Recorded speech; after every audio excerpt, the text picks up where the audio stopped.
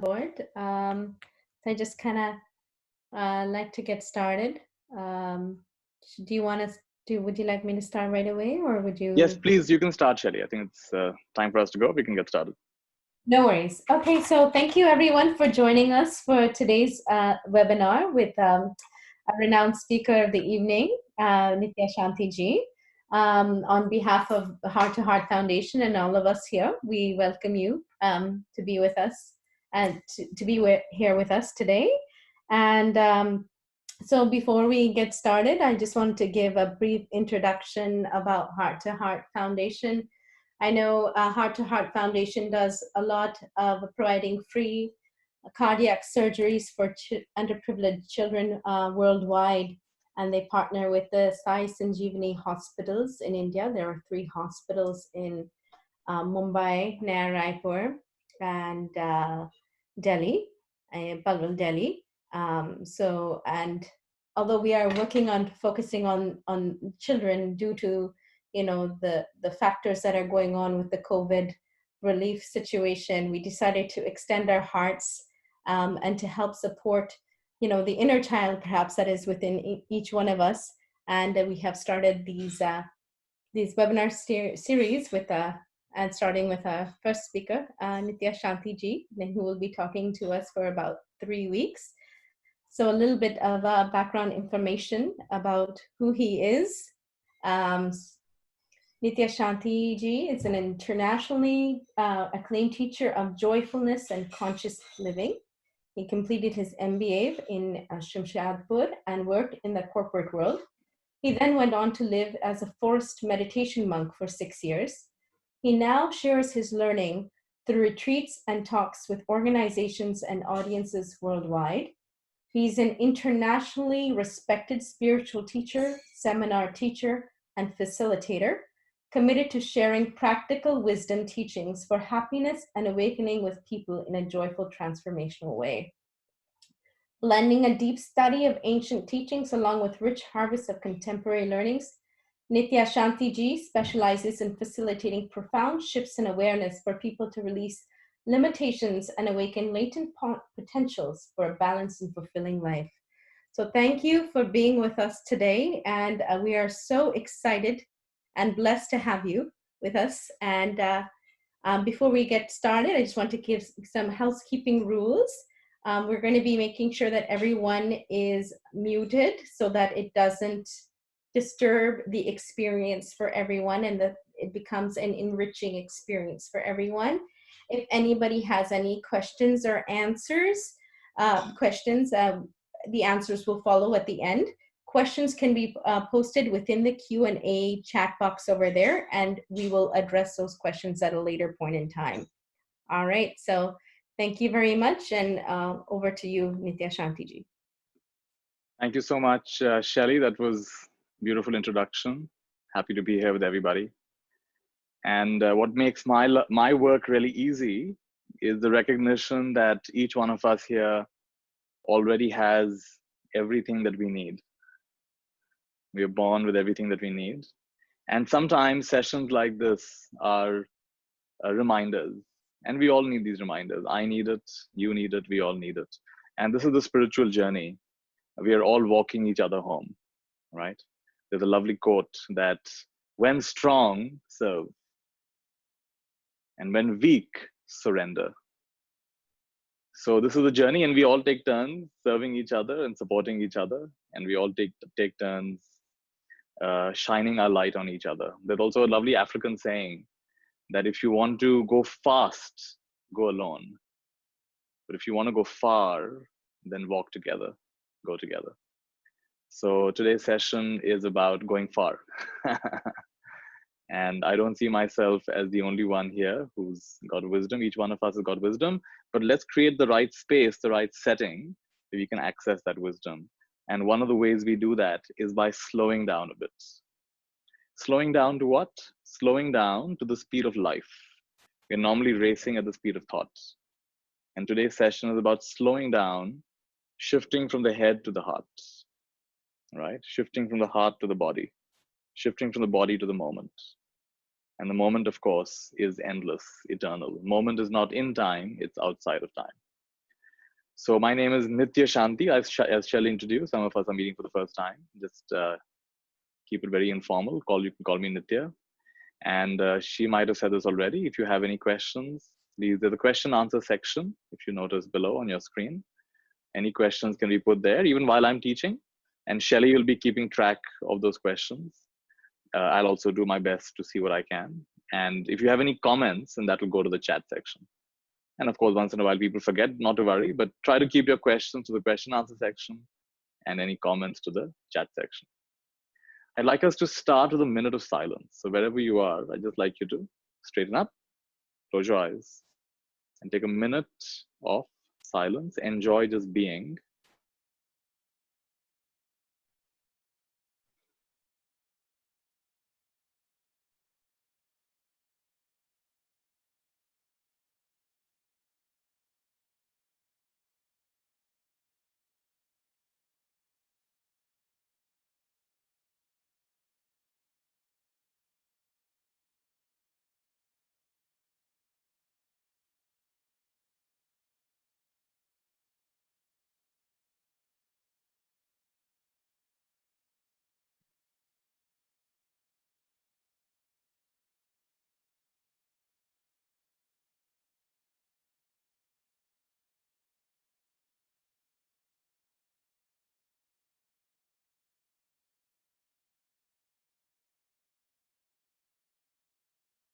Beautiful.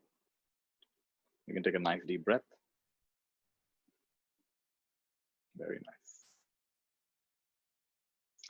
All right, so today's session is an opportunity for us to explore this beautiful theme and topic. Love dissolves fear. And by fear, if you're not limited to just fear, fear is like the catchphrase for anything that's limiting us, anything that's keeping us down, anything that we know we're not in flow, we're not in alignment, we're feeling contracted, we're feeling stuffed, we're feeling heavy. And what is it that can help us move beyond that?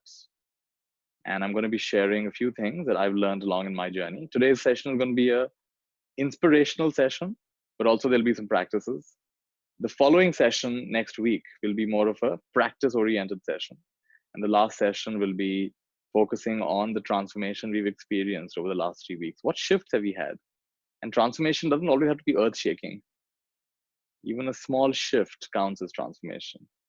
You're a little bit kinder, you're a little bit calmer, you're not as reactive as before, you're not waking up with anxiety, you're sleeping a little bit better. All these things count as transformation. And definitely, as we tune into these teachings and we practice these teachings, there's going to be a beautiful transformation because it's a reminder of what we already know, which we tend to forget. So I'd like to actually start by showing you a few interesting photographs from my journey. You know, I love telling stories. So I'll tell you a few stories as well as we do this. Just enjoy this.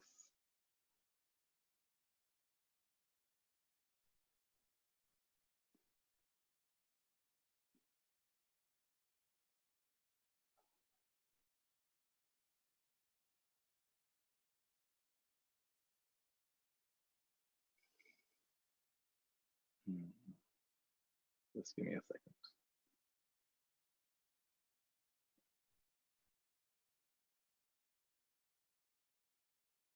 All right. Is there a way to see this? Yeah, here we are. All right. So we'll come to this in a moment.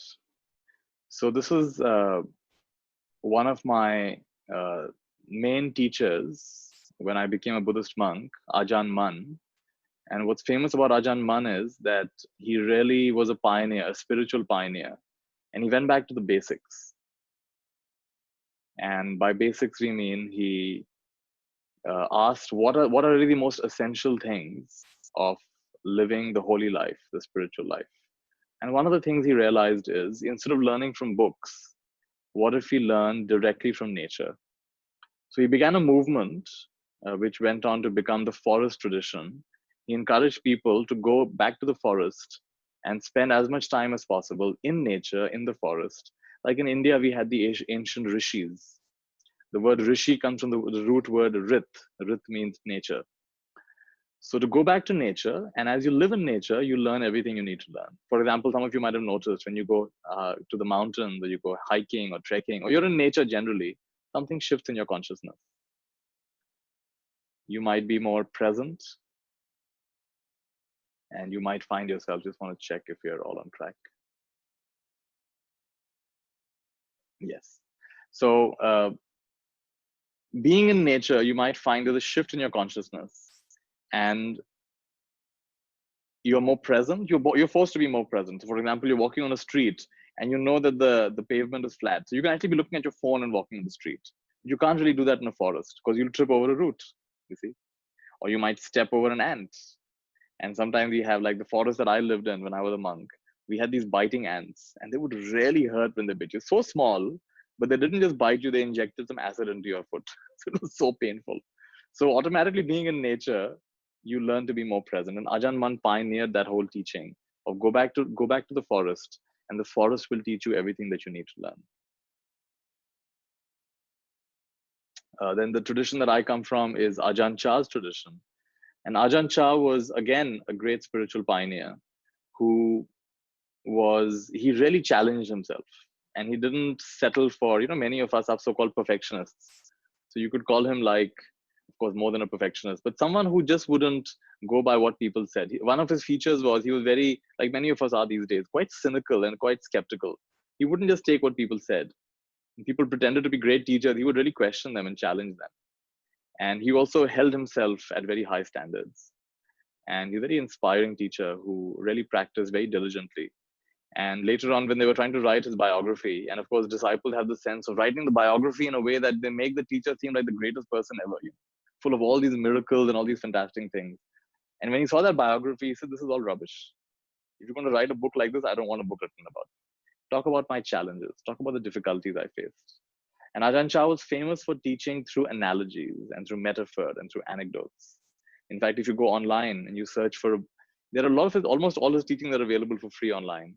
So there's a lovely book by him called Tree in the Forest, which is full of analogies and metaphors. And he takes simple examples from nature and he explains all his teachings in a very simple, down-to-earth way. He was known for his practical wisdom. Once there was a villager who came and he was very dissatisfied with life. So he asked Ajahn Chah, what is the, can you give some guidance?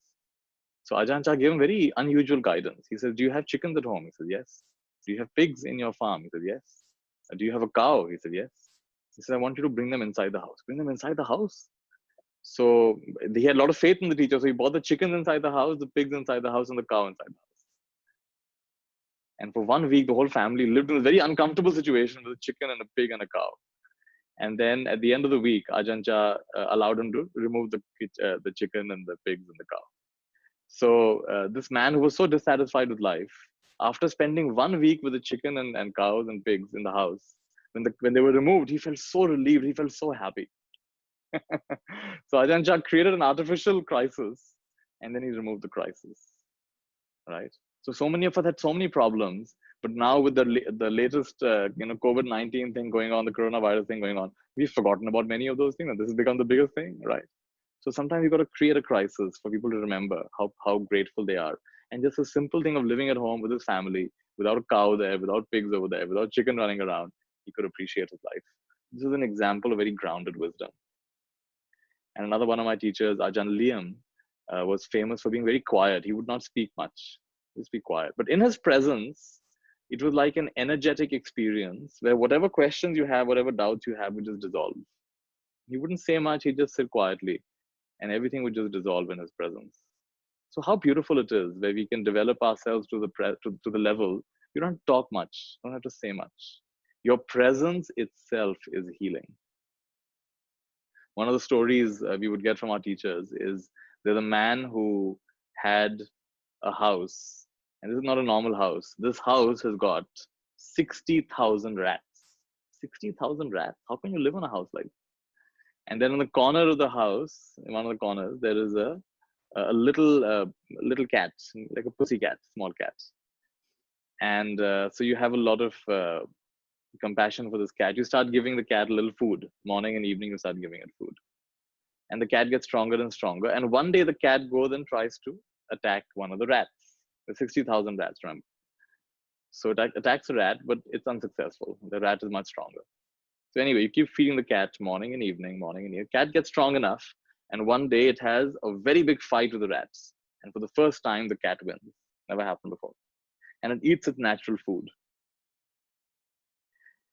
And then a time comes when the cat gets so strong that there's no big fight required anymore. One strong strike, and the rat is dead. The cat gets stronger and stronger, more and more capable, to the point where it's so ferocious that from a distance, a rat sees the cat, and the rat has cardiac arrest and it dies. And it goes to the extent where, forget about rats in the house, all of them have left, but there's no rat in the neighboring homes as well.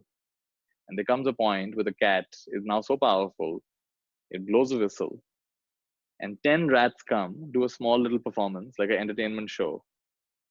And then again, the cat blows a whistle, and the rats run away.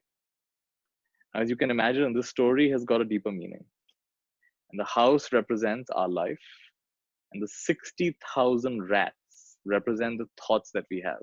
And the reason we say 60,000 is scientists tell us, on average, most of us have 60,000 thoughts in a day, of which 90,000 are the same as yesterday. Sorry, 90% are same as yesterday. So 90% of thoughts are same as yesterday. No wonder we feel stuck.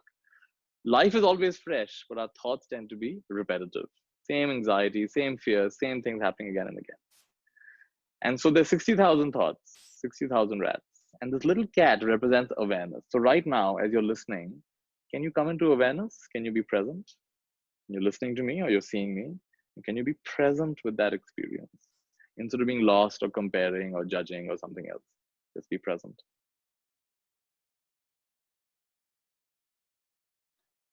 And that would be a moment of feeding that cat.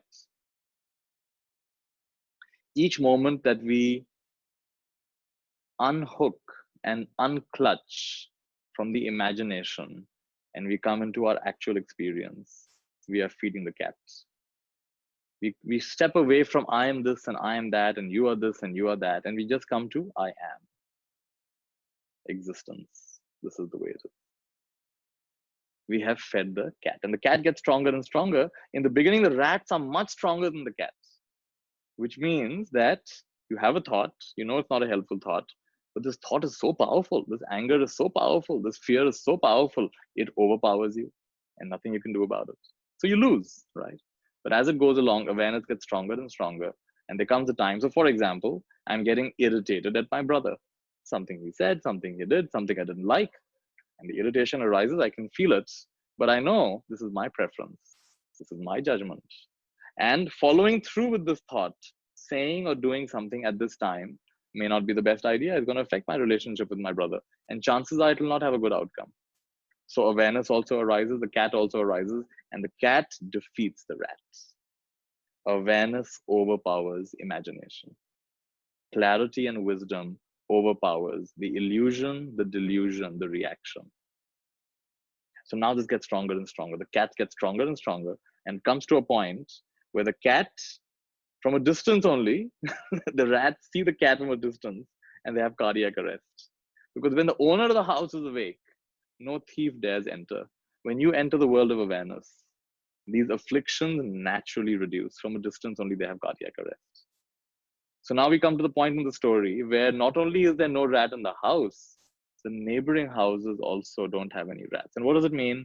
So the reason I told the story was Ajahn Liam, this picture you're seeing here, he was like that. In his presence, your rats would disappear. You just get ready. You came with a long list of questions, but when you're sitting with him, the questions disappear. You're just present, nothing much to say, nothing much to ask. And he's quiet and you're quiet. And there's a kind of silent communion that's happening. And nothing much needs to be said. And we all have this capacity. In fact, some of you, your friends might have told you this, that when I'm with you, I feel so calm. When I'm with you, I forget my troubles. That's because you have also come to that beautiful level. Where not only are you calm, your calmness exudes beyond you. And it affects everyone in your vicinity, everyone who comes in contact with you. Beautiful stage in our practice. And then the next one is, you can now blow a whistle and some rats come along, they do a little circus performance. Like, for example, we're having this webinar right now. So it required a certain amount of planning. So some of us got together and said, can we have a webinar? And can we share some teachings? And people are going through difficult times. So in a way, we blew a whistle. And because organizing a webinar requires some thought, right? Requires some rats. Rats are not always bad. They can be helpful. So we made a decision that we'll have a webinar. We decided the time, and took a little while to decide what's the best date and time. And then here we are. We've announced it. This is an example of the cat summoning a few rats, and they do a little circus performance, and then you blow a whistle, and they're gone again. So this is our journey, actually. This is our journey of spirituality. We are here to feed the cats and not get overwhelmed and tortured by the rats. And when you understand that, things get a lot simpler. Everything I'm going to be sharing with you today and over the next 2 sessions, next week and the week after that, are going to be reminders and principles and practices to feed the cats, strengthen the cats, and automatically your rats start getting afraid and running away. The love dissolves the fear.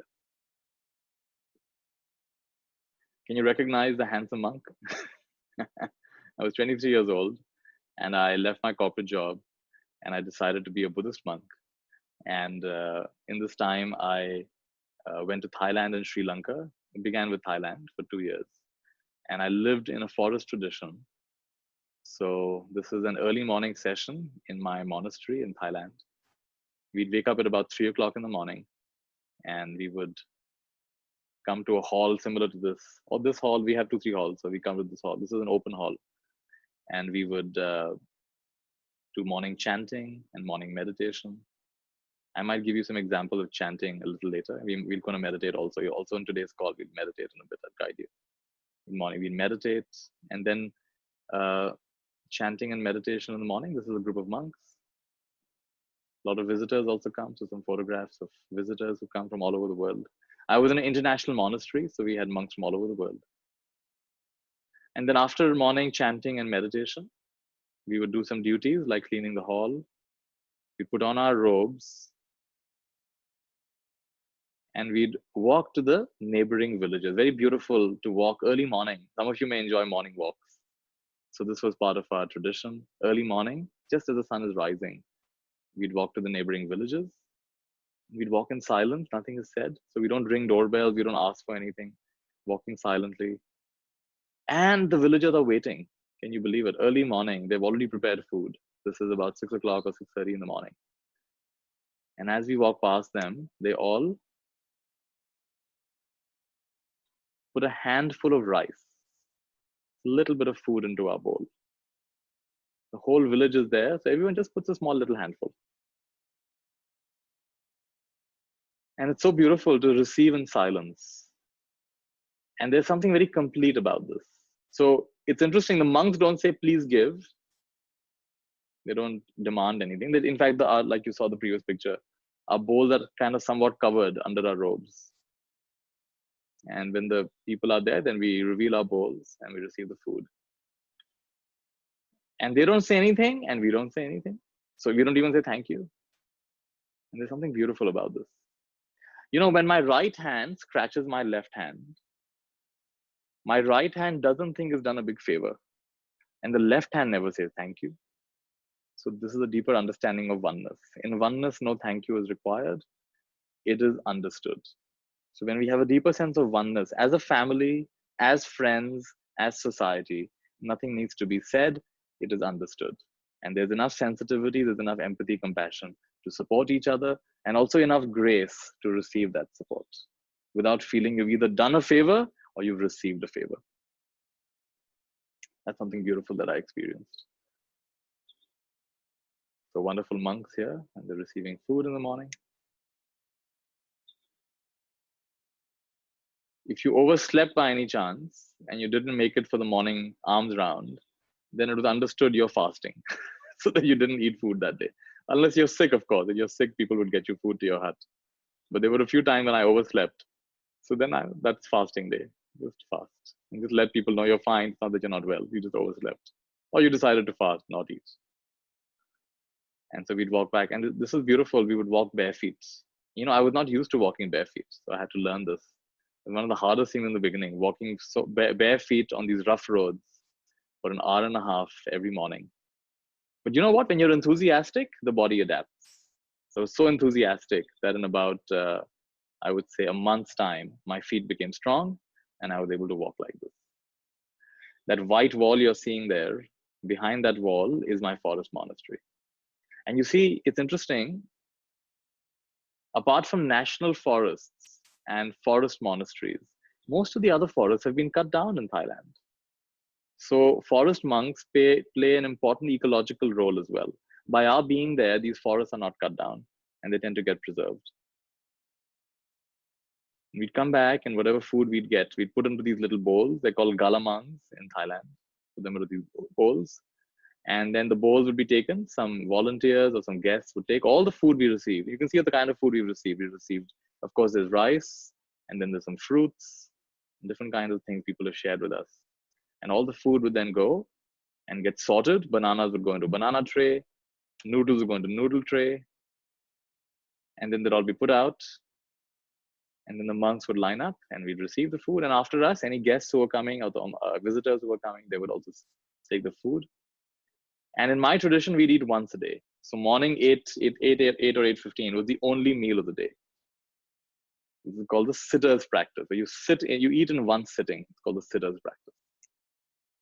And then after us, the long-term residents of the monastery, as well as guests, would have food. And any leftover food would then go to the poorest family of the village.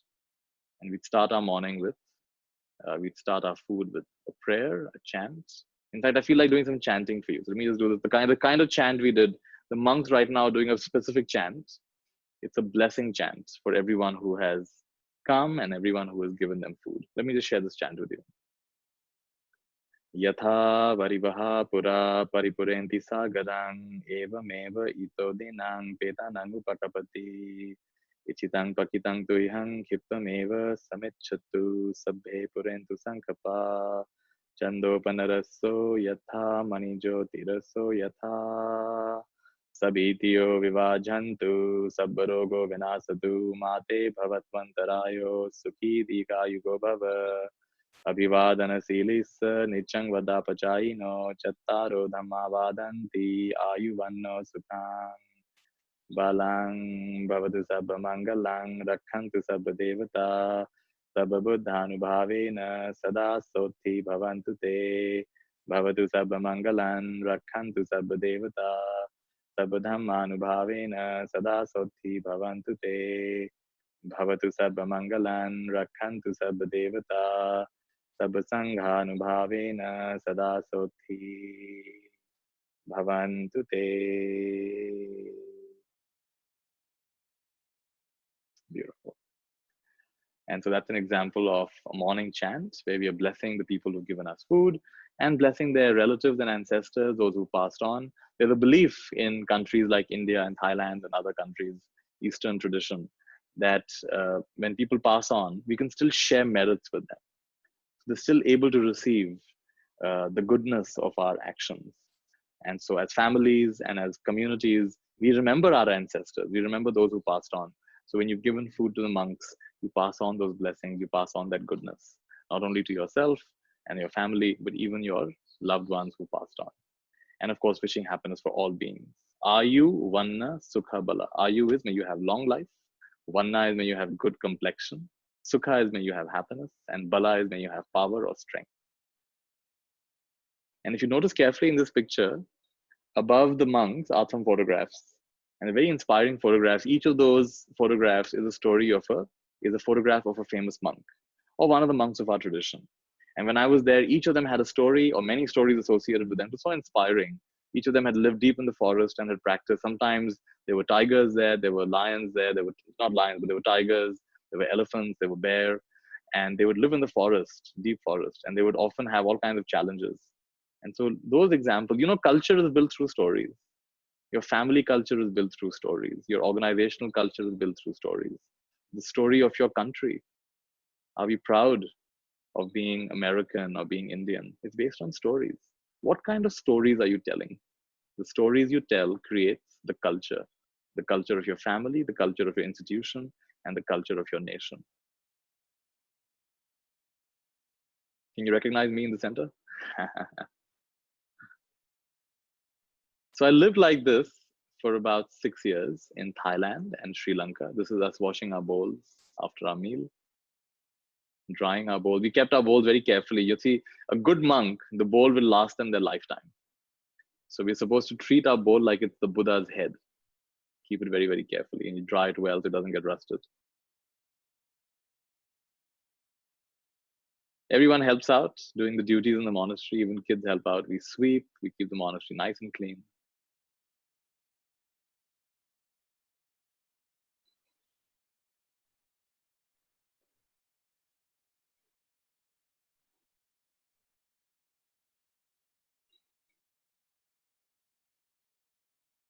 Some of the non-human inhabitants of the forest.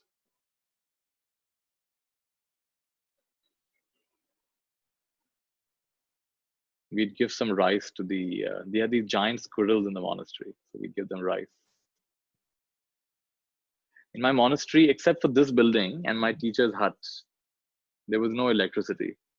So we would have candlelight. And candlelight, what it does is it gets you in sync with natural rhythms. So when there's electricity, you can be up till 12 o'clock at night, 1 o'clock at night. You can be watching your TV, or you can be on your devices. But when you're in candlelight, you automatically, beyond how long would you light the candle?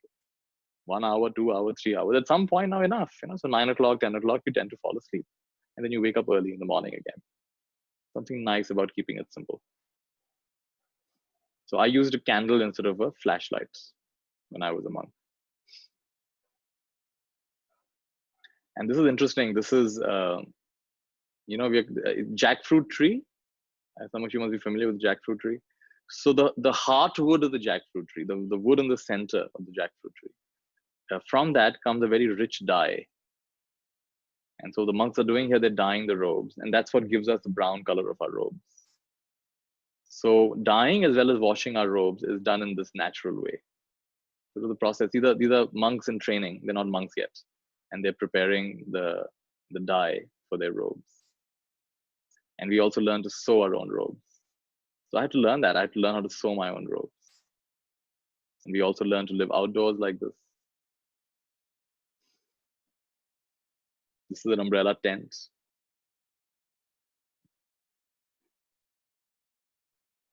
We also had simple huts like this. All right, I think this is good. So we also had walking paths. So not only was meditation done sitting, we could also walk and meditate. And this is the women's section of our monastery. The women could come and practice.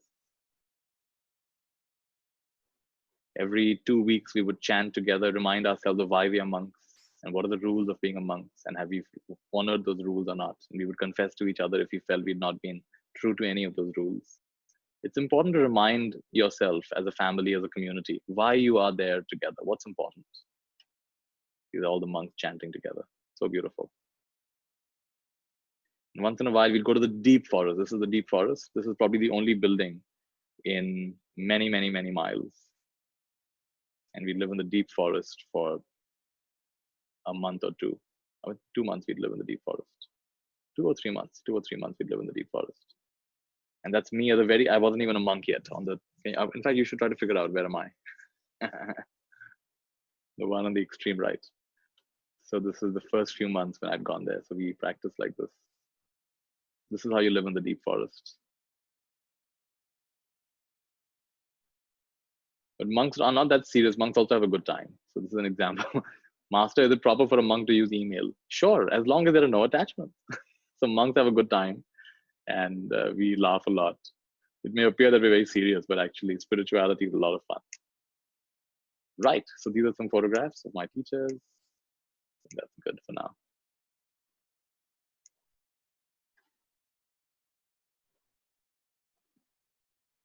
All right, I'm going to stop this for now.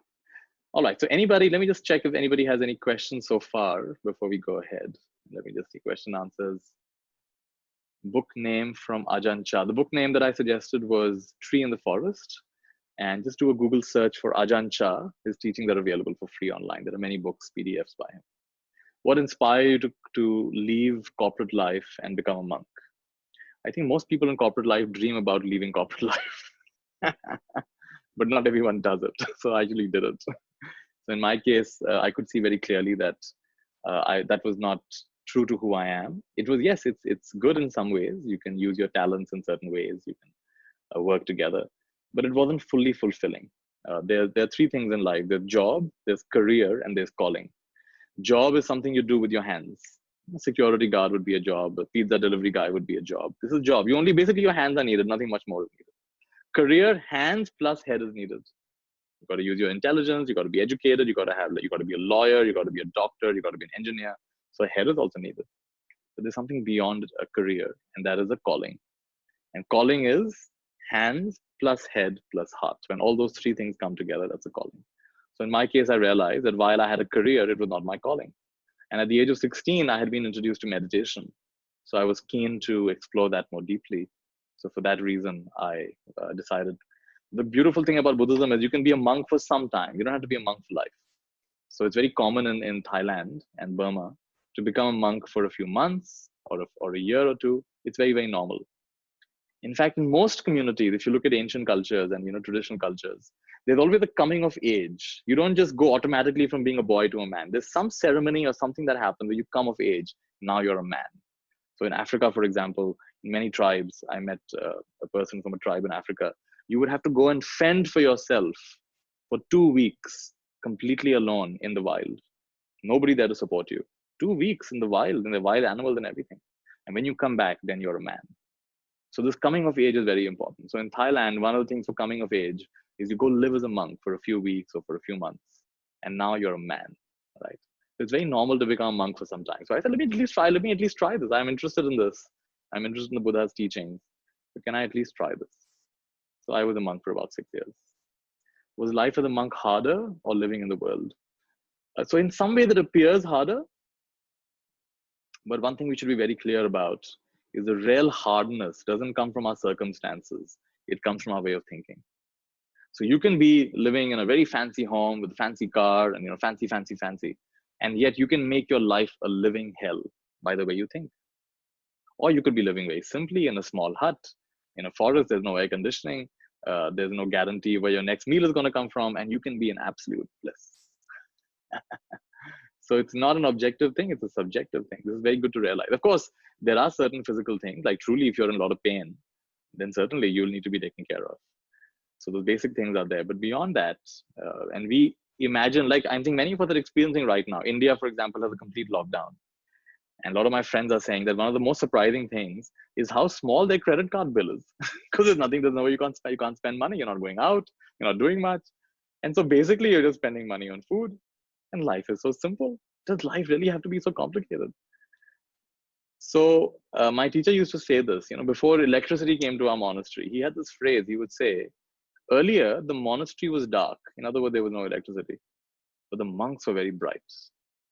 Now the monastery is well lit, but the monks are not so bright anymore. In other words, when life gets very convenient, you start losing your shine. You start losing the glow of your spirit.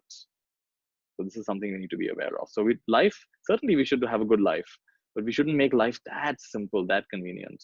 The ancient Stoics said this, that once in a while we should challenge our comforts. If you're used to having a hot water shower all the time, once in a while have a cold water shower. Once in a while skip a meal.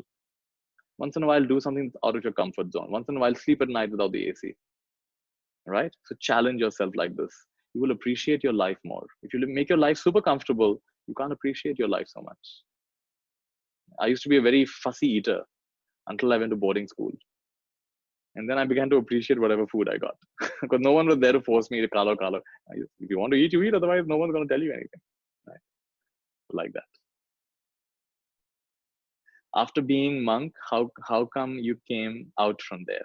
So there was a point in my practice about 6 years in where I realized that now this is hard to explain, but I had a sense that this is not the only lifetime I've been a monk.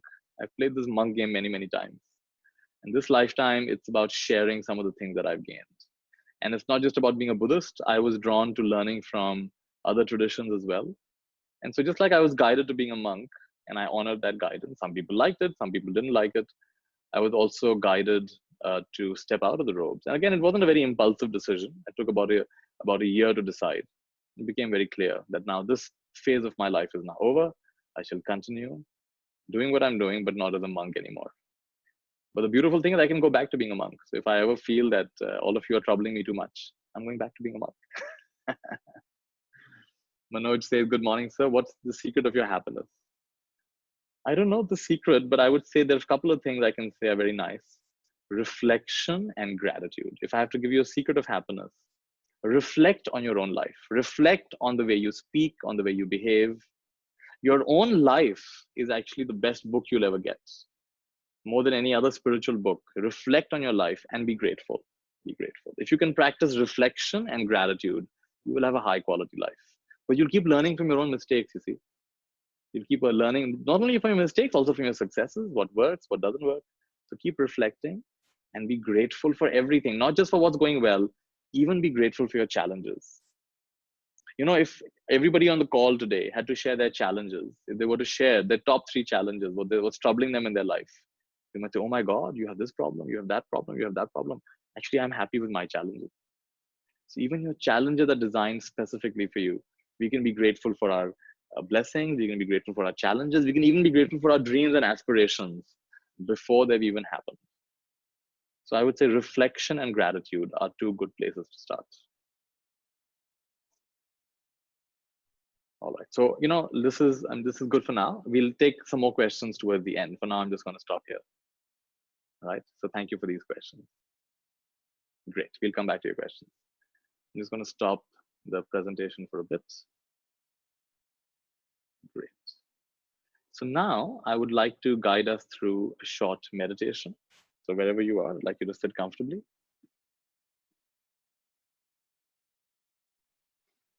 And I'm going to guide you through 4 steps of a simple meditation. So I'd like you to close your eyes.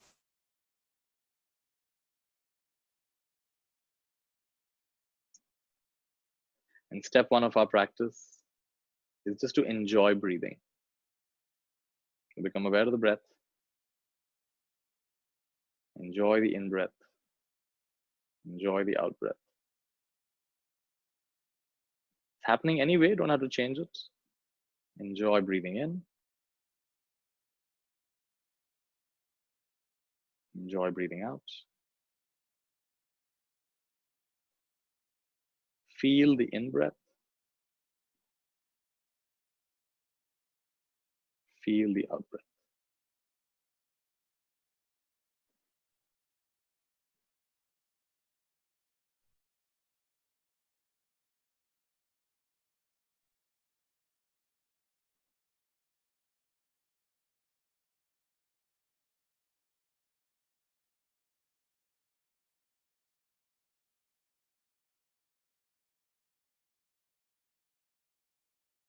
And your mind will wander after a bit. And notice that and come back to the breath. Whenever your mind wanders, that is called success. Why? Because you noticed it wandered. Normally we don't notice. And you come back to the breath.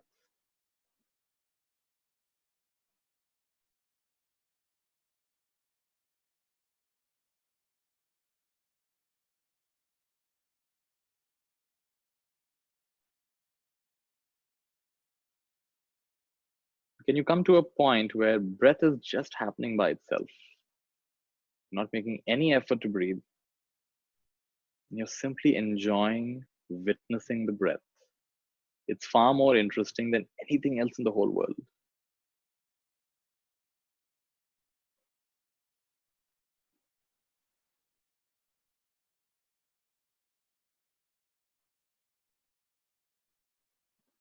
And just decide that this breath is a very cute breath. It's a very adorable breath. Very beautiful breath. Very innocent breath.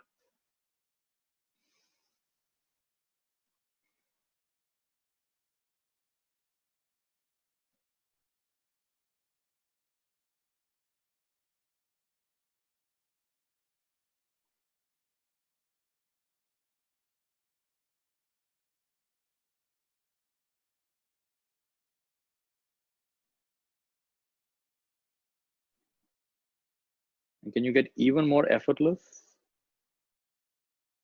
even more natural, even more present? with your current breath, this breath.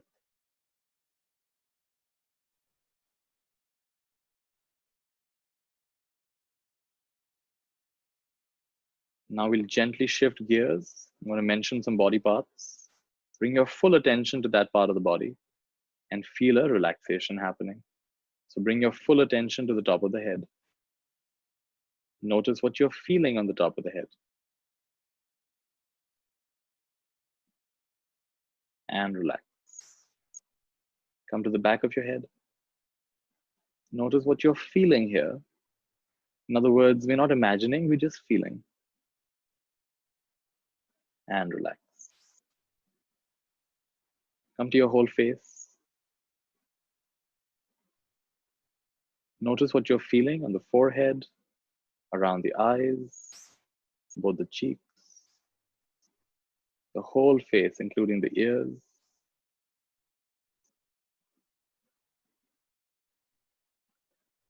And relax. Come to your throat and neck. Consciously relax the throat and neck. Feel it relaxing. Come to both your shoulders. And relax. Come to your entire the arms, from the shoulders all the way down both your arms, all the way down to your hands and your fingers. Experience both your arms, both your hands. Notice what you're feeling, the right and the left arms and hands. And relax. Feel the hands relaxing. Come to your chest.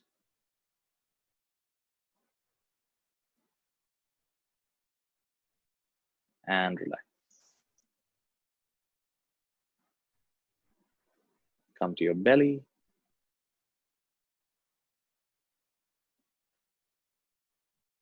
And relax. Come to the abdomen.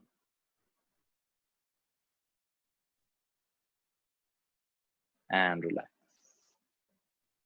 Come to your entire back.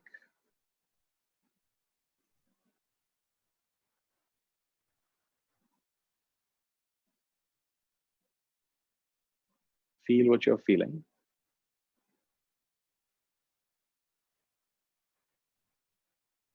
And you can relax. And both the legs.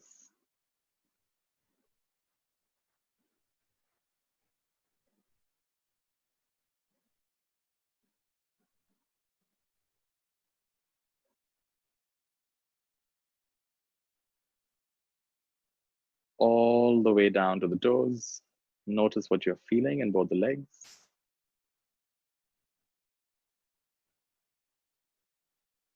And the soles of the feet. Consciously relax both the legs.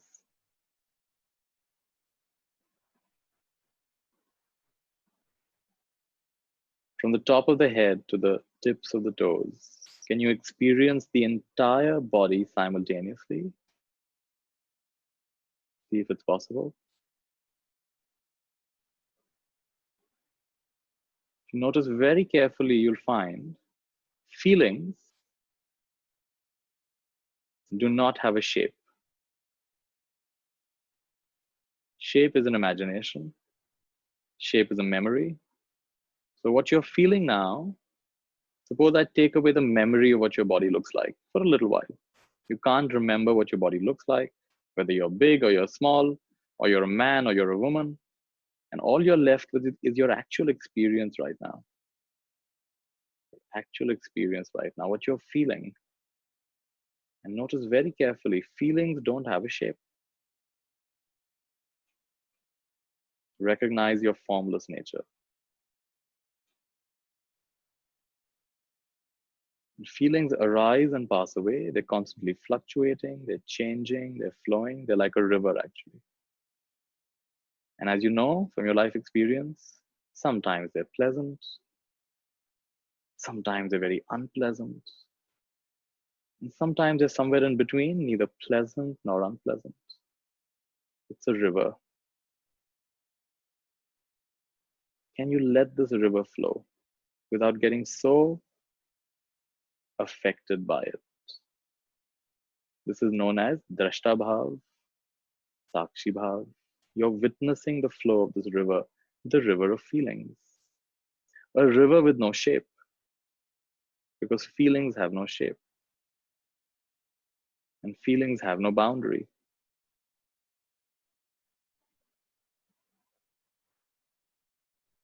Now, for the next few minutes, I'm just going to be quiet. Let everything be. Let thoughts come and go, feelings come and go. Just want you to enjoy your own experience without struggling, without resisting anything.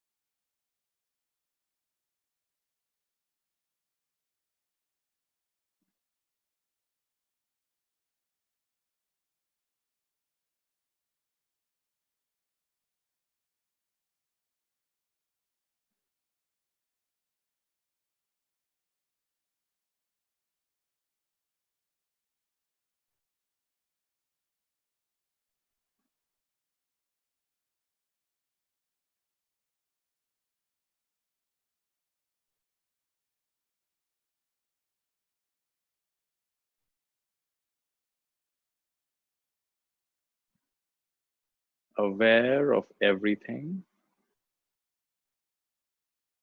identifying with nothing.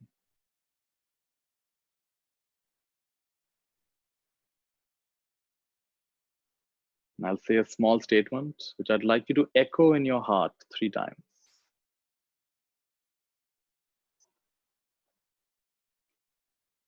I am the sky. Everything else is weather. I am the sky. Everything else is weather.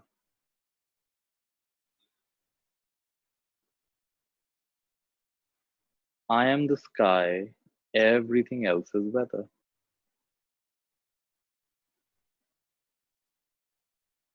And can you feel what it means in your actual experience?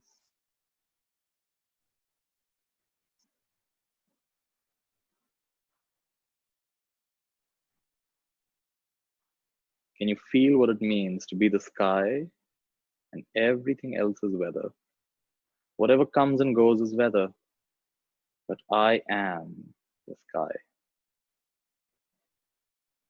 I am that.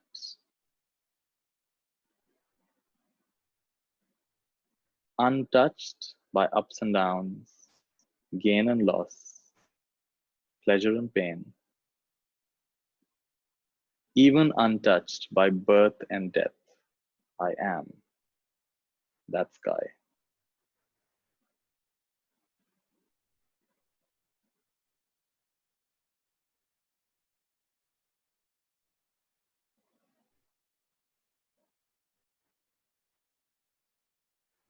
And from this place, infinite, infinite, infinite love Love for yourself and all beings, all beings, all beings. They're all a reflection of who you are. The sky has immense love for all the weather conditions, no preference. So the last part of our practice is radiating love. Love just means to let be. You let everyone be exactly the way they are. You realize it's a big game going on. You can just enjoy the game. So can you have loving wishes for your family right now? Think of the members of your family, imagine their face, and just have a lot of adoration for them, a lot of love in your heart for them. Just let them be. Don't wait for them to change to love them. Love them now, the way they are. So infinite love and infinite blessings to everyone in my family. Everyone in my family, think of their faces. See them smiling and happy. See them glowing with happiness. Infinite love and infinite blessings to all my friends. Think of your friends. And they're smiling and they're laughing and they're glowing with happiness. Think of even one friend to represent all your friends. This friend is smiling and happy and glowing with happiness. And everyone on this call today, wherever they're logging in from, wherever they're listening, or even the recording that they listen to, they're all smiling and they're all happy and they're all glowing with happiness. They don't even realize how it's happening. A beautiful transformation is happening as they listen to this, as they practice this. Radiating loving wishes. And there are many people in this world who are struggling. There are families that are struggling. There are poor people that are struggling. There are sick people. There are old people. There are lonely people. There are all kinds of people. There are business people who are not able to uh, pay their employees. So many people are struggling at this time. And so infinite love and blessings to all these people, known and unknown, near and far, seen and unseen.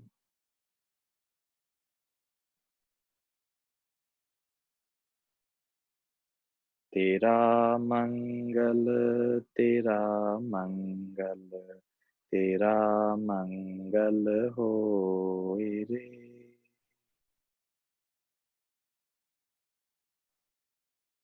सभी का मंगल, सभी का मंगल, सभी का मंगल होए रे. जन जन मंगल, जन जन मंगल, जन जन मंगल होए रे.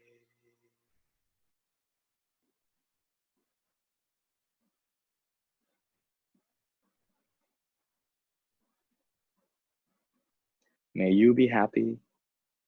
May all be happy.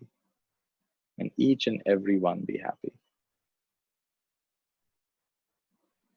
We'll all take a slow, deep breath.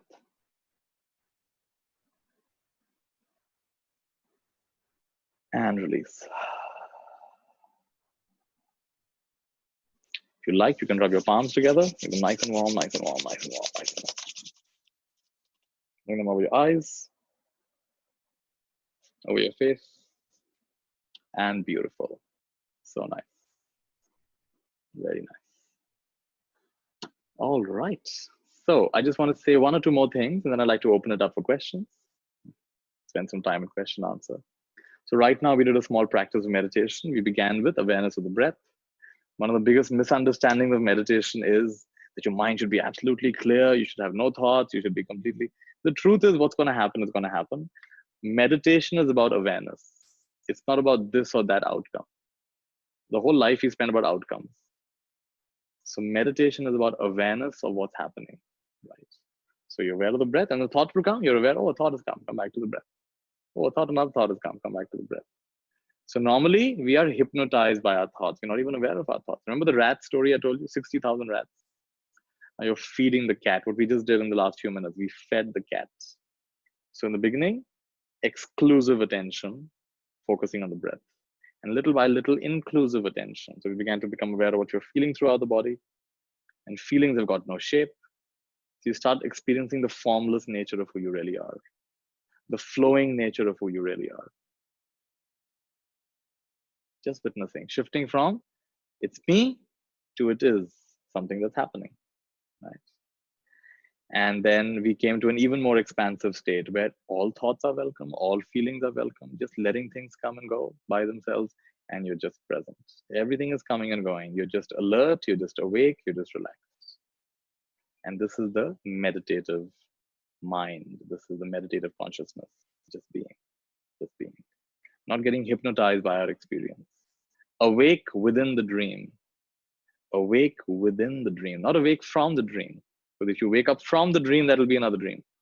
Can you right now be awake within the dream? This is the spiritual life.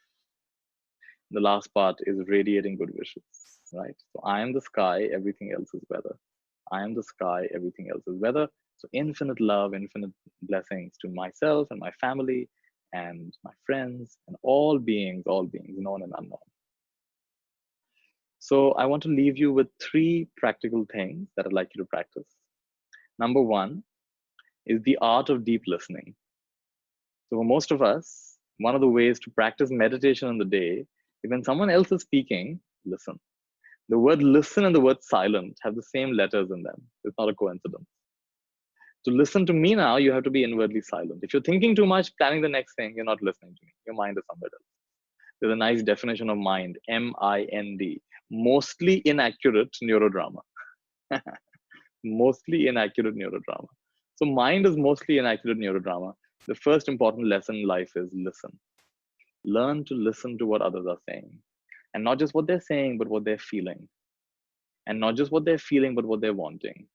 So many difficulties in life will go away if we just listen better. We listen to our children. Instead of advising them all the time, listen to them once in a while. Listen to your spouse. Instead of nagging them all the time, just listen. The reason they're nagging you is because you're not listening. Instead of telling your employees what to do and shouting at them, just listen, understand what's going on. Maybe there's a trouble at home. Maybe they don't have what they need. Maybe there's something else that's missing. Learn to listen. The best leaders, the best teachers, the best parents, the best coaches are good listeners. So learn to listen. Life becomes so simple. In the beginning, when I began teaching, I was so keen to share my knowledge. I found that's not the way to go. The way to go is to listen. And when I listen and I'm tuning into people, it becomes so simple. People have the answers themselves, which is why sessions like this are so relaxing for me, because I know you already have the answers. Who am I to tell you anything? All I have to do is create a space through my stories and through these meditations, create a space where you can access what you already know. I don't have to give you some gold nuggets. You already have the gold nuggets. You've just forgotten. You're looking around the whole world for gold nuggets when you are one big gold nugget yourself. Right? So the first lesson is deep listening. The second lesson is deep love. Deep love doesn't mean you become the saintly figure that's floating in the sky. Deep love means, it's really connect to the other, really wish well for the other. There's a nice book Barbara Fredrickson wrote called Love 2.0. And she says in this book that based on research, they found 3 features of love, which is the most powerful positive emotion. In fact, it's even more than an emotion. But nevertheless, so she says, number 1 is you have a shared body language. You look at, in other words, you connect with the eyes, you smile. You have an open body, you're not closed like this or open. The second thing is you share a positive emotion together. The emotion could be laughing together. You could have gratitude together. You could wish well for the other. And the third one is you genuinely want the best for the other person. When these 3 things come together, that's a micro moment of connection. What a nice way of describing love, a micro moment of connection. And nowhere in this definition does it say that you have to be married to the person, or they have to be your friend, or they have to be the same religion as you, or they have to look like you, or they have to have the same diet as you. No. Wish you have a moment of affinity, you have sharing a positive emotion, and you are wishing well for the other person. How beautiful it is. So deep love is these moments of connection, a connection with a tree, a connection with a child, a connection with a pet, a connection with yourself, a connection with a friend, micro moments of connection. And can we become masters of these micro moments of connection throughout the day, right? And wishing well. One thing I learned from the actor Richard Gere, he wrote a little article, said that throughout the day, he thinks in his mind, I wish you happiness. So whoever he meets, he says, I wish you happiness. I wish you happiness. In his mind, I wish you happiness. What a lovely practical way of practicing love. Throughout the day, whoever you meet, I wish you happiness. Tera mangal ho, tera mangal. May you be well, may you be happy. So deep love. And of course, this micro moments of connection, the moments will start lining up, connecting up. It becomes really profound. It becomes like a powerful river. And the river leads you to the ocean. There may come a time where you dissolve in this love. Your identity dissolves in the love. And anytime you dissolve in the love, the one that re-emerges a totally different person. Not the same person anymore. Because a lot of your personal quirks, your idiosyncrasies, all of these patterns you've been carrying for such a long time, those patterns dissolve in that ocean of love. And it'll happen to each one of us. It's all available. So the first one is deep listening. The second one is deep love. And even micro moments of love are very powerful. Look at your family without saying anything. Look at them with eyes of love. You start transforming your family. In the middle of a disagreement, stop. What's happening here? What are we getting so excited about? Relax. In the middle of a disagreement, don't even say anything. Open your heart. I love these people. What are we fighting over? It's the beginning of transformation. I noticed in myself that there's a disagreement happening. I can see two paths emerging. I want to be right. This is the path of ego. I want to be happy and I want the other person to be happy. This is the path of love. And I can see very clear. I can follow the path of the ego. I can get more and more entrenched. I'm right and they're wrong. How can they say that? I can get entrenched in myself, or I can open my heart. And I can have a micro moment of wishing myself well, wishing them well. Transformation starts to happen. A resolution starts to happen. And the third one I'd like to share with you is called deep silence. Right now.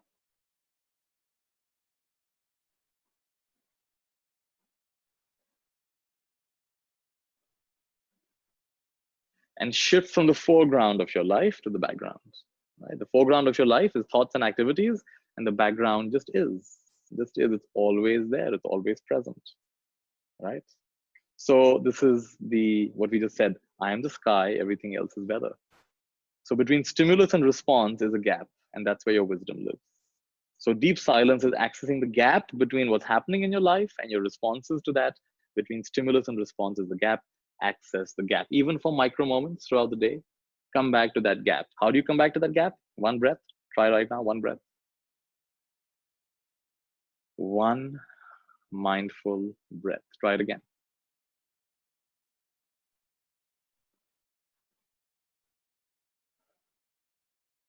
Such simplicity, such clarity. All your wisdom is here. Not Nithya Shanti's wisdom, not Sai Baba's wisdom, not the Buddha's wisdom, your wisdom, which is not different from their wisdom, but it's appropriate to you, it's suitable for you. Right? So 3 lessons for you: deep listening, deep love, and deep silence. And as you practice this, you will definitely dissolve the fear. Love dissolves fear. How can there be fear when you're listening so deeply? You're so interested, so full of compassion. How can there be fear when you're in a state of connection? How can there be any fear when you're so present and you're not getting hypnotized by your own thinking? There cannot be fear, there can only be presence. And presence is the gateway to essence. You go from persona, your personality, to presence, to essence. And in the essence, everything just is the way it is. Sat, Chit, Ananda. Sat means existence, the truth which is existence, the basic fact that we exist. Chit is to be conscious that you exist. And now all that's left is Ananda, Ananda, Ananda. Bliss, bliss, bliss. All right, let's take some questions. So Shelly, if you don't mind, if you can unmute yourself and help me, because I haven't been able to keep track of everything. If you can help me with some questions, then I'm happy to answer some of them. Sure. Let me get to some of the questions that the participants asked. So one question is, what are 2 simple ways to overcome negative emotions? I think you answered that just now, but okay. If you want to provide more insight, you can do so. Well, first of all, I would just first of all say, can I suggest that there are no negative emotions? In fact, I would say nothing in life is purely negative or purely positive. There is no wave that only goes up, never comes down, only goes down, never comes up. So just say that this is what's happening right now. We learn a lot. From fear, there's so much to learn. From guilt, there's so much to learn. From anger, there's so much to learn. So I would say get curious about life and don't pre-decide this is good. Like, for example, we imagine generosity is very good. Or helping other people always is very good. But if you're so busy helping others, you're not helping yourself. You're not taking care of your own family members. Like, for example, I'll give you my own example. I do these webinars. A lot of people are contacting me now. Nithya, can you do a webinar for us? Do a webinar for us? And I've been doing these webinars. And my family began saying, Nithya, you're so busy helping the world doing webinars. Can you please come to the kitchen and cut vegetables? Because right now we don't have any help. And can I, letting go of trying to serve the whole world, once in a while what's needed is clean the house, cut the vegetables, wash the dishes. So instead of being in the mode of helping the whole world, maybe what's needed is to help the family right now. You see? So I would say there's no negative emotion. Everything can be learned from. The main thing I would say is fully feeling what I'm feeling is very healing. So take out the idea this is positive, this is negative, and to get really curious. What's going on? What am I believing? What am I thinking right now? What am I assuming right now? What am I expecting right now? And if you're suffering, it's because you're arguing with reality. You're assuming reality should be somehow different. I should be different, you should be different, life should be different. But life is the way it is. And when you argue with reality, you lose only 100% of the time. It's a quote by one of my teachers, Byron Katie. So she says, suffering is arguing with reality. And when you argue with reality, you only lose 100% of the time. So what do we do instead? We accept reality. We enjoy reality. We get curious about reality. We embrace reality. We become a lover of reality, right? And on a very quick basis, like sometimes it's not so deep. So throughout the day, when the small, small irritations are coming, small, small thoughts are coming that are pulling you down. For those kinds of things, the suggestion is just say cancel. So whenever I'm having a complaining thought, oh this, oh that, oh me, oh they, cancel, cancel, cancel. I don't want to believe this thought, like an antivirus. Why would I believe that virus thought I'm not good enough, you're not good enough? So cancel, cancel, cancel. And the whole family should learn this. So when one person is down, the other people, they cancel. Not to make fun of them, but to remind them, why are you believing that? That's not a good way of thinking. That's not a good way of believing. So like this, we can practice cancel and we can remember that there are no negative emotions. Every emotion has its place. Nothing, in fact, nothing in this universe is out of place. It's all here to teach us something. With that, we can learn from everything. And even our anger, our fear, our anxiety becomes our teacher. The reason I'm able to share like this is because I've learned from my own inferiority. I've learned from my sense of not being good enough, right? And because of that, my own fear, my own guilt, to the extent I've gotten curious about it, then it's not a problem anymore. If I make an enemy out of it, then it becomes a shadow. All right, any other question? Yeah, so I'm going to combine these two questions. They're somewhat similar. How and why did you decide to become a monk? And have you ever felt like going back again into the monastery? So I think I answered this question earlier. I decided to be a monk because I began meditating at the age of 16, and I was interested in the Buddha's teachings, and that interest grew and grew. And I actually had a teacher, school teacher, who had become a monk. So he'd come back. I met him 8 years later. He'd come back from Sri Lanka, and spending time with him, I was also inspired that this is a beautiful way of living. So simple. I'd love to live like this. Why do I need to have so many things? So he inspired me. And then, of course, did my own research. I went to Bodh Gaya, went to other places. I realized that in India, even though Buddhism comes from India, we've lost the teachings. We've lost the original teaching. So some of the neighboring countries have kept it in a more pristine way. So I decided to go to Thailand to become one. And, you know, this jacket is fitting me quite well right now. But will it still fit me that well many years later? I don't know. Right? So when you're growing, sometimes something that fits you really well at one age, at the age of 10, may not fit you so well at the age of 18. So what fit at a certain age or a certain point in my spiritual practice no longer fit anymore. Nothing wrong with Buddhism, nothing wrong with the monk life. It's fantastic. In my own journey, it became clear that this phase is now complete. And one thing I would like each one of you to remember is that you are only answerable to yourself. You're not answerable to me or to your teacher or to anybody else. You're answerable to yourself, your own inner guidance. So my inner guidance said, now this phase is complete, move on to the next phase. And so at that point, I left my monastic life. Very grateful for my monastic life and very grateful for my current life as well. Thank you so much. Another question is, you stated when weak, surrender, and when strong. Somebody's asking, what do you mean when you made that? What do you mean when you made that statement? Like, so for example, right now, if I'm feeling quite clear and I'm feeling quite aligned, it's very appropriate for me to offer a session like this. It's very authentic for me to offer a session like this. Or to take on somebody else's, if you call me up and you require some help, if I'm in a position to help you, I'm happy to help you. Financially, if I can help, I can make a contribution. There are so many migrant laborers in India who are really struggling. They're daily wage earners. And if I've got a little bit of extra money that I can give them, that I'm not going to starve without that. My family's not going to starve. So to whatever my capacity is, let me help. So when you're strong, when you find yourself in a good position in life, take care of the others around you. And when you're weak, and this is where it gets really interesting, we often get so proud that, oh, I'm this person who gives and helps everybody. No, even people like me, we need help sometimes. A few weeks back, I think it was, I woke up with a lot of anxiety. I very rarely have anxiety, but one morning I woke up with a lot of anxiety. So strange, so unexpected. A lot of anxiety was coming up. And instead of saying, oh, I'm the spiritual teacher, I shouldn't have anxiety, the reality is right now there is anxiety.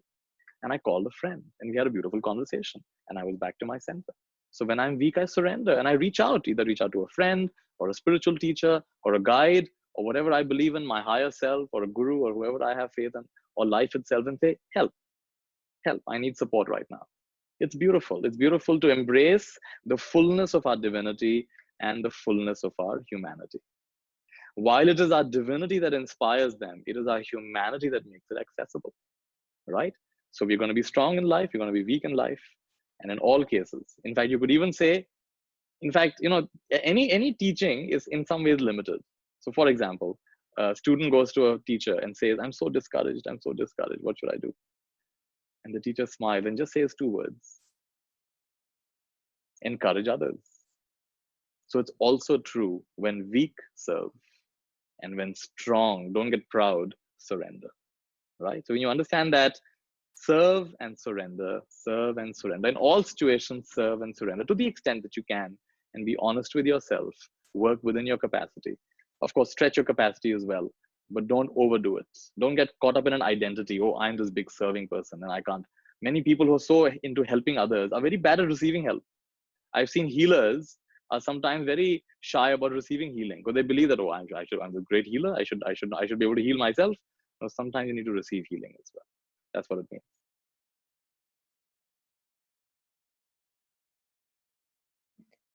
So another question is asking about how to surrender. They're finding difficulty in surrendering to the higher power or to themselves, and having that unshakable faith to be able to cope with these difficult circumstances. Yeah. What do you suggest? Well, for example, right now, wherever you are, the person who's asked this question, have you not surrendered the weight of your body to whatever chair or couch? Like right now, I've surrendered the weight of my body to the couch that's supporting me. And the couch has supported its weight to the floor. And the floor has surrendered its weight to the foundation of this building. And the foundation of this building has surrendered itself to the planet.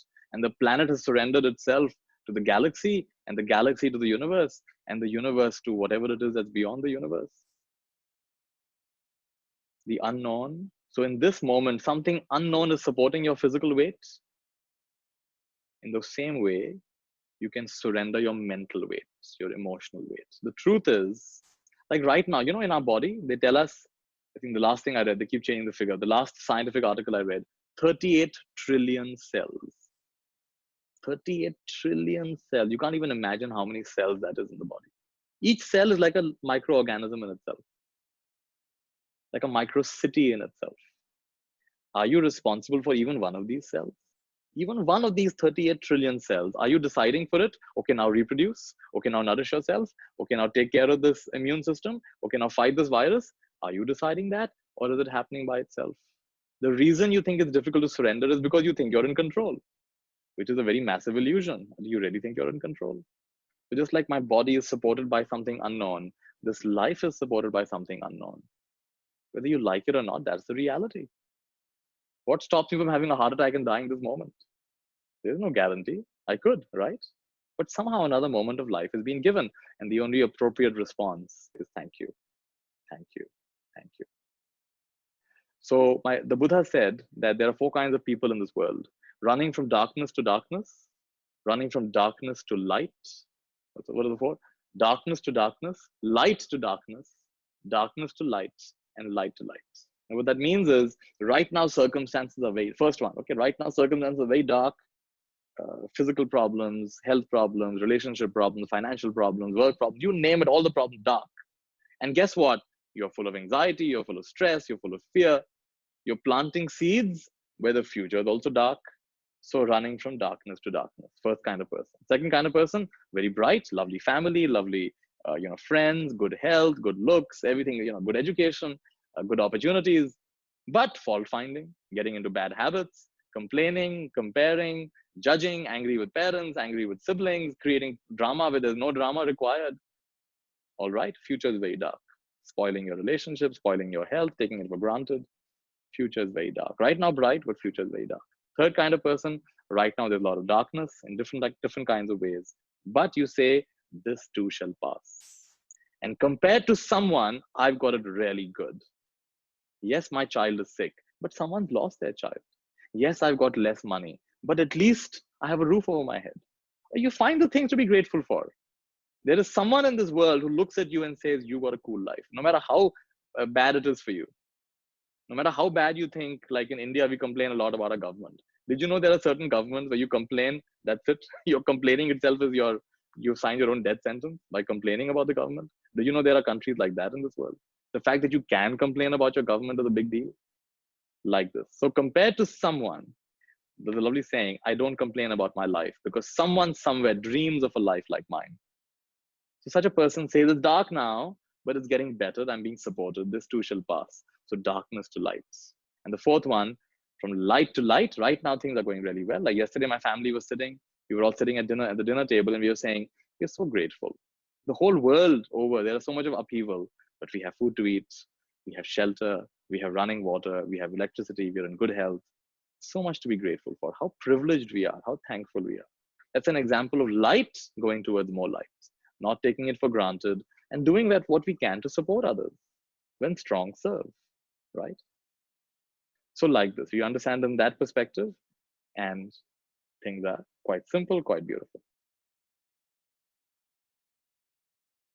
So according to you, what is the purpose of life? The purpose of my life is to answer this question right now.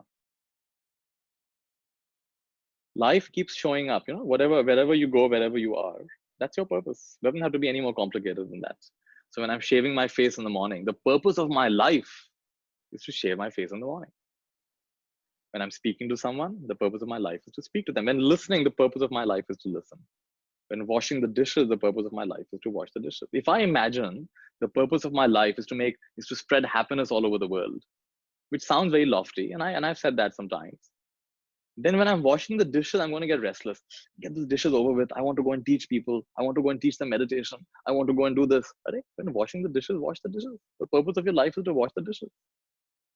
Right? When doing the laundry, do the laundry. When meditating, meditate. When taking a walk, take a walk. When playing with a child, play with a child. Why are you superimposing some other purpose?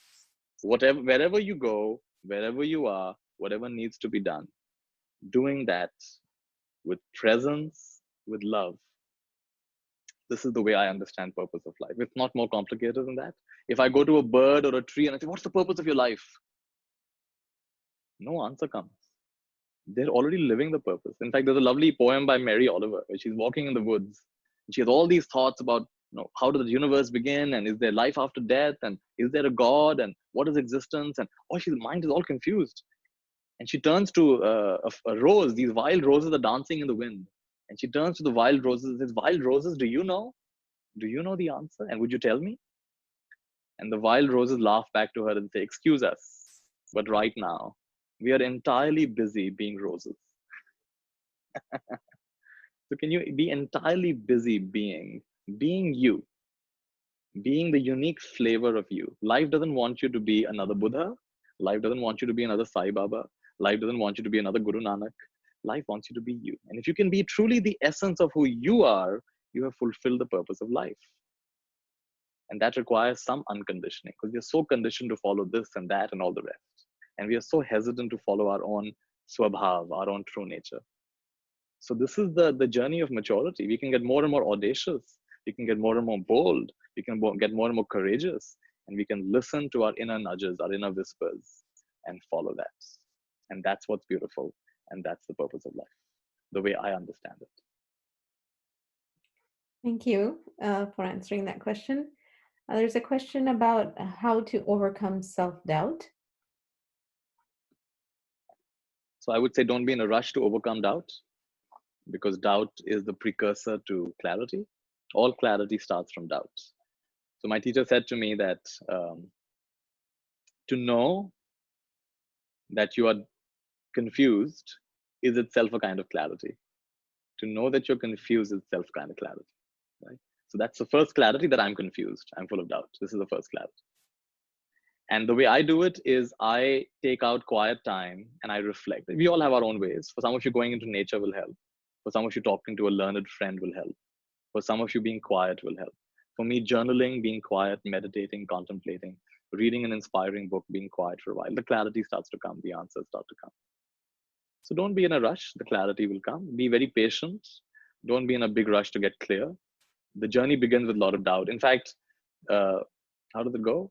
In the Zen tradition, they say, in the beginning, mountains are mountains, rivers are rivers. In the middle, mountains are not mountains and rivers are not rivers. In the end, mountains are mountains, rivers are rivers. Great faith, great doubt, great awakening. So doubt is an essential part of this journey. In the beginning, you just take what your parents tell you, what your teachers tell you, what the government tell you. This is true, this is true, this is true. But at a point comes, you question everything. What my parents told me, is it really true? What my teachers told me, is it really true? What the government tells me, can I really trust it? And great doubt comes. And then a great awakening comes. And you have great faith and great doubt. You really trust and you really doubt. That's when the great awakening comes. That's when it becomes wisdom. It goes beyond knowledge into wisdom. So doubt is an essential part of the journey. And yes, you will have to doubt yourself. You will have to doubt every aspect of yourself. And that's when you'll go beyond your notions of who you think you are, and you'll come to who you really are. And now you can still play the game. I can play the game of being Nithya Shanti without being so hung up and hypnotized by being Nithya Shanti. But then tomorrow someone criticizes me. Then if I'm really caught up in the idea of being Nithya Shanti, I'm going to get very offended. How dare you say that? You can't say that. How can you be so rude to me? Right? Because I'm caught up in the illusion of being Nithya Shanti. I've got to doubt this Nithya Shanti to get to the true Shanti. I've got to go beyond my idea of who I am to who I really am. My microphone changed. Not a battery here. Can you hear me, Shelly? We can still hear you. Yeah. Thank you. Can you hear me? Yeah, it's a little echoing though. Okay, is that better? Yeah, I think that's better. Okay, we have a couple of meditation related questions. One is if a person falls asleep during meditation, how do we control that? Another person asked about jerky movements during meditation, and another person asked about your particular yoga nidra practices. All right, so first one is about falling asleep. It's quite natural to fall asleep when we first learn to meditate, because for us, closing eyes means fall asleep, right? So you're learning a new skill to close your eyes and remain alert. So be patient with yourself, number one. Second reason you fall asleep is because you just sleep deprived. Many of us, we just don't sleep enough. We sleep deprived, we just get enough sleep. Third reason is because it is now a hindrance. So one of the hindrances to meditation is drowsiness and sleepiness. You had a good night's sleep, and there's no reason to be sleepy, but you're still sleepy. So then I would say have a shower, then meditate.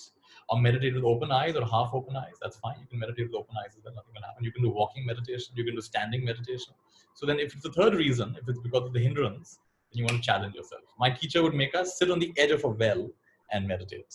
At the edge of a well, no one ever gets sleepy. So like this, you practice in different ways. You'll come out of sleepiness. Then there was, what was the second question about meditation? Sorry, it was about experiencing jerks during the jerks happen because your muscular system is really relaxing, and as it does, there are some knots in your muscular system. So suddenly the relaxation happens as a kind of a jerk. That could be one of the reasons, right? So don't worry about it. It happens to almost all of us. Once in a while, there's a big jerk in the meditation. Doesn't mean you got possessed. Doesn't mean some demon has come inside of you. It's just a simple thing, a jerk. All right, come back, continue your practice. It's quite common to once in a while feel a jerk or feel a strange thing that happens. Nothing to worry about. It's all part of the process. Thumb rule of meditation, whatever happens in meditation is good, right? If you're practicing with the basic intention to grow in awareness, not to get this siddhi or that siddhi, this power, that power, very simple. I want to grow in awareness. I want to meet myself. With that intention, whatever happens in meditation is good. If a jerk happens, that's also good. Some relaxation is happening, not to worry about it. And what is the third one about yoga nidra? Yes, it was about yoga nidra, your yoga nidra practices. Yoga nidra is one kind of meditative practice where it's like conscious sleep. But sleep is unconscious meditation, and meditation is conscious sleep. So while today we don't have time to get into that, but definitely you can explore yoga nidra. For many people, that's a good way to get into meditation because you really relax the physical body so much. And now meditation can very naturally occur. Thank you. So I think, Shelly, I think we can probably stop here. We have come to our time. I just want to honor. Okay, sure. I just Let's perhaps remind ask you one question about COVID. Somebody asked that last time. Yeah, the question was how to divert the mind from this COVID practices with our thoughts processes. Play the awesomeness game. The awesomeness game is continuously thinking about what's awesome. What's awesome about you? What's awesome about your family? What's awesome about your world? What's awesome about your country? What's awesome about the doctor, the nurses are doing so much? What's awesome? What's awesome? What's awesome? And don't just think it, feel it. Don't just think it, feel it. In fact, let's end with that. On the chat, can you write down something that's awesome? Everybody, write down what's awesome about you, what's awesome about me, what's awesome about the session, what's awesome about life, what's awesome about your government, what's awesome about your country, what's awesome about your brother, your sister, awesome about anything. What's awesome? Write down what's awesome. Share something that's awesome. Not just the word awesome, write down what's awesome. What's awesome about the session was awesome. This breath is awesome. Life is awesome. Right? You are awesome. Technology and connecting is awesome. Right? God and love is awesome. Right? The present moment is awesome. The meditation this morning was awesome. Life is awesome. The whole session was awesome. Learning is awesome. Being aware is awesome. Right? There you go. So many awesome. Birds chirping outside are awesome. Now see, when all this awesomeness is happening, can you worry about COVID-19? I don't think so. Not possible, right? The mind can only hold one thought at a time. Make it an awesome, awesome thought. And there are so many awesome things about COVID, this whole situation, isn't it? The air is clean. The traffic has gone down. We've been reminded about the simple things in life, being with family. Of course, a lot of people are struggling, but this was really required at some level. Our humanity has really lost its way. So really, it's awesome that we are traveling less. We're keeping it simple. We're cooking our own food at home. We're doing the chores. We're being with family members. We're playing games. Staying home is awesome. Listening to you is awesome. Yeah, love the awesomeness game. So play the awesomeness game, and this will make it beautiful. Next time session, I will share more practices. Today was a little bit more inspirational and theoretical. Next time session will be more practical. Even more practices will be learned. And the third session, the week after that, you will share stories of transformation. You will share for yourself what you practice. It'll be more of an interactive session third time. So inspiration and the practices and the transformation. This is our journey of the session. Thank you all for joining. And yes, we will find a way. Shelly, how can they access the recording? Do you know about that? The recording should be with you actually, because it's recording is with me. We'll let them know. We'll probably do you need to re-register? I don't think you have to re-register. Just go to the same link and make sure you register for all the 3 dates. And correct. Then we'll find a way to get you. We'll have your email, so we'll find a way to wherever we upload the recording, we will have access. We'll have access to the recording, and then we'll send you reminders about the other 2 sessions that will be occurring. Thank you, Nithya ji, for this inspiring session, and lots of love and blessings to you all for participating. Once again, on behalf of Heart to Heart Foundation, the children around the world who are perhaps suffering right now, but who are going through these problems, they extend their warm hearts to you. And as a foundation, we wanted to extend our support to the community. Once again, Heart to Heart Foundation is a foundation that provides free congenital heart surgeries for underprivileged children around the world. So if you'd like to learn more information about that, visit us at www.h2h.foundation. And we're happy to provide this extended support to help our community and members of our community during this most difficult time, and really grateful to Nithya Shanti ji for sparing his time and his wisdom with all of us. So Looking forward to seeing you all next week. And if you like what you heard today, please tune in next week and we will be sending you those reminders. Beautiful. Thank you, everybody. Same time, same day, next week, and the week after that. Lots of love and goodbye. Thank you.